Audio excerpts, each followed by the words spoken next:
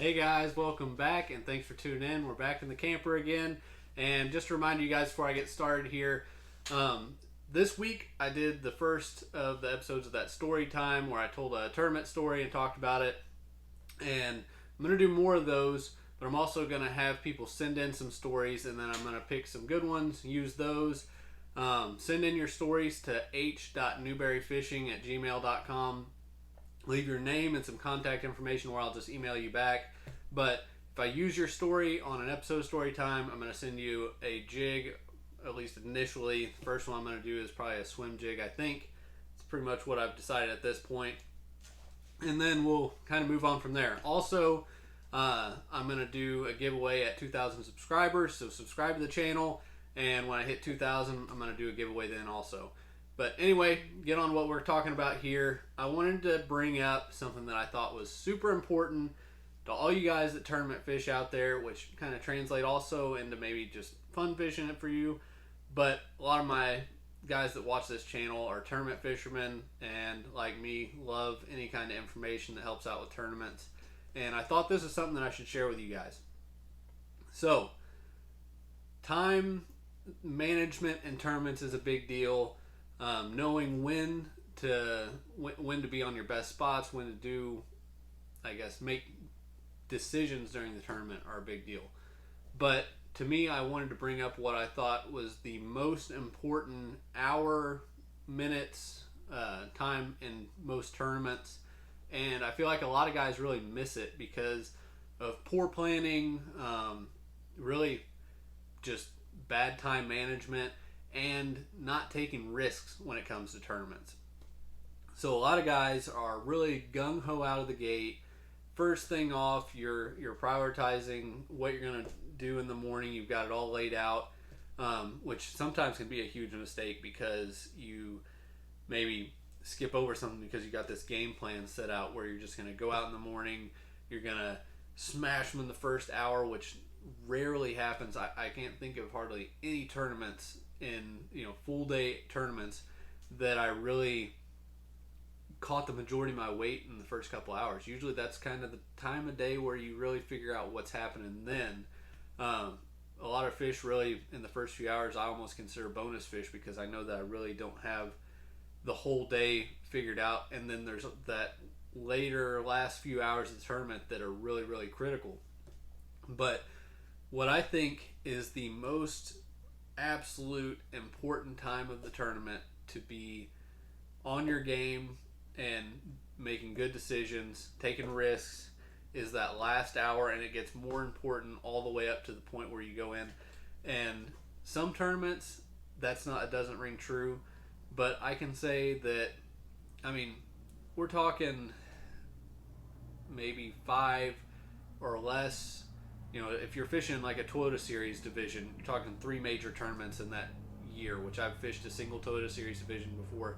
So when we're talking major tournaments that I've fished over, say, the past like 5 years, if there's, and I think this is probably pretty accurate, that I'd say 4 to 5 of them I can think of off the top of my head that within the last hour I made a major call, and some of them in the last 30 minutes made a huge call that changed the complete outcome of my tournament.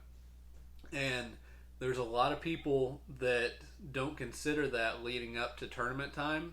They'll be in practice, and when they're moving around, they're not timing themselves. I do it all the time in practice. If I'm moving from point A to point B, it's just like getting used to driving around your town. If somebody says, I need to run to Walmart, it's like 5 minutes. Right off the top of your head. You need to be able to do that on a lake in the tournament and be able to implement it in the last hour, 30 minutes. You don't need to be the guy playing it safe and going, man, I got 30 minutes left. If I run here, I might be late back in. You need to know that you've got this much time. That I hear this from guys a lot. They say that they don't like being the guy that rolls it. It makes them too nervous to roll in the last couple minutes. I'm not nervous at all. I will routinely be like have 30 seconds left. Why? And my thing is I've made so many huge decisions in that last 30 minutes. Why would I give up 30 seconds? Why would I give up five, especially like 5-10 minutes? Some guys will routinely, because they're scared to be late, they'll roll in 10 minutes early and they'll just fish around takeoff. It's like, you need to know, if you're fishing an hour from there, you need to know that you can leave at this time, get back, and I understand if you're an hour away, giving yourself a little buffer, but that's why you need to already have it planned out where you can stop and productively fish on the way, and not just stop right outside of takeoff and just burn 10 minutes running circles with everybody. I can say that I one of the bigger culls that I actually made, literally with seconds left in a tournament, is actually on video on Grand Lake. And this one I actually ended up, it was a huge cull, and one that I would attribute being one of my bigger, just absolute last second culls that I've ever done. And it was so close to cutting me a check. It actually didn't even cut me a check, but it put me within ounces. And had any of the rest of my day gone differently, it would have actually cut me a check. So it was a huge cull, but it actually didn't change a whole lot other than got me a lot more points. But it was rolling back in. My co-angler looked at me like I was crazy. And it was one of those things that I knew how much time I had, and I always did it, that when I was coming around the main area through there, when I'd come back in from practice, I knew how far it took me to get from each little spot there to get right back to where I would be tossing the float back in. I knew to the minute how many minutes it was going to take me to get back from there. And I told him, I said, I got time for probably like three casts. And that was legitimately, I caught a 4.5 pounder on the third cast. I told him as I was fishing, I said, all right, I can throw her by this dock and we got to go. And I had kind of scoped out that spot, that it was a good place to stop on the run back in. Stopped there, picked up a 4.5 pounder. I think it was right around I think it was right around a 3 pound cull, if I remember correctly, that I made. And I rolled back in, and I rolled in with, I think, 30 seconds left when I tossed the float back in the net. And those are the huge culls that guys screw up and miss out on all the time, and it's they're so critical. A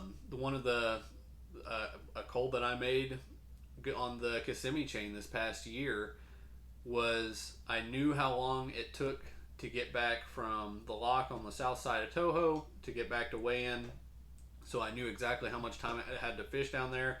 So after I got through the lock, because it was kind of the uncontrollable factor that sometimes you get there and you have to wait possibly, but I knew once I got there how much time I had to fish, so I was able to comfortably fish.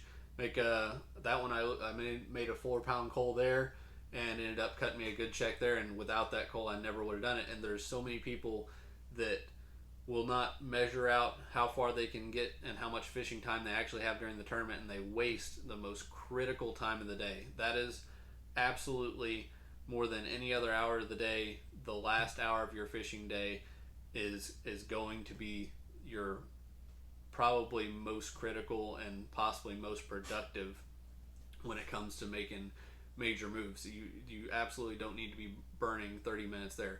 The burning 30 minutes 11 o'clock is still even something, but that I will very easily make a move at 10 o'clock in the morning or something, because that is the time of day when a lot of times there can be a lull and you're not making those huge culls, but that last 30 minutes is so big. And I feel like there's a lot of people that just overlook it. They try to stay comfortable instead of taking risks, and risk win tournaments and cut checks, and you gotta be willing to do that. But anyway, hope that helps you guys. Hope you go out there and do well this season, and think about that when you're on the water, that you need to make big decisions, and that's the only way you're gonna move forward. Thanks for watching. Stay tuned. Subscribe to the channel.